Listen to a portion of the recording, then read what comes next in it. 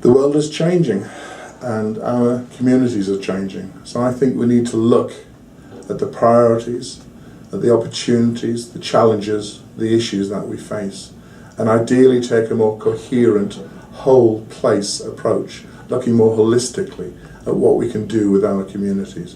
And that to me means working with new partners. That may be working with members in a different way through joint ventures and other collaborative activities, but it also may mean working with other agencies, local authorities, the private sector, other voluntary and community and social enterprise bodies, because none of us can transform communities alone.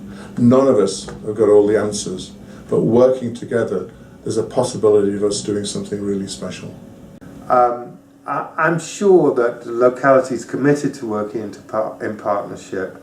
I feel that one of the areas that we're still experiencing a huge revolution is around the use of information technology and new technology.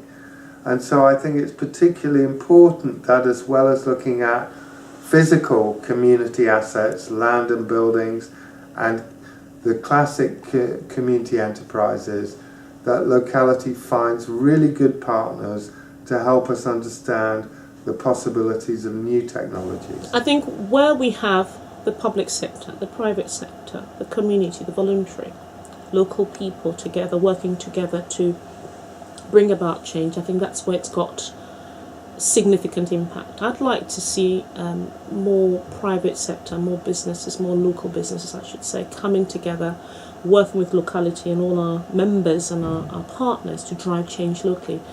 So I think in terms of ideas, I'd like us to make more inroads into other sectors, particularly local authority,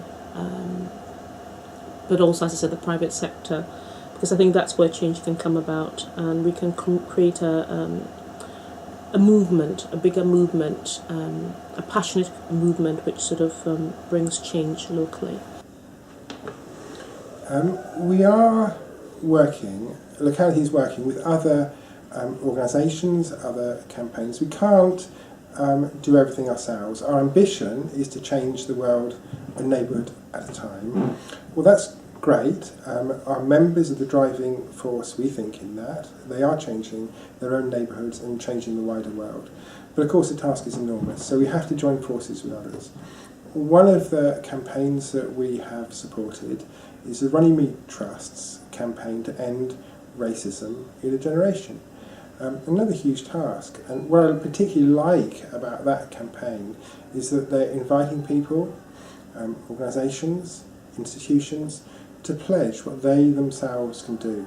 And we are seeing already some very inspiring actions and pledges coming out of the sorts of community organisations that we work with, and we hope that that can spread more widely and become an unstoppable force. I think we should be working with others to develop a shared vision about what do we actually want to see, what is a socially just community to us, where do we see the gaps and opportunities for us all to work together to make a difference.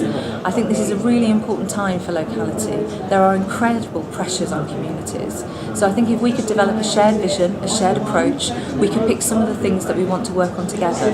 We know members already have many of the answers, but it's isolated, so how do we bring that together into a shared vision and actually then look for opportunities to develop and prove that we have the way to make the difference. Locality could possibly collaborate more with housing associations, I think, because the housing crisis is enormous and it's so important to maintain diverse communities. Something has to be done about affordable housing because people can't just be relocated to other parts of the UK. If we want to maintain a community where there are people from all different backgrounds. And I very much see that a fairer society will be a society where we've got more organisations that are owned and run by the community for the benefit of the community. I recently met a member who were doing just that. They were looking to create employment for unemployed people in their locality, in their neighbourhood.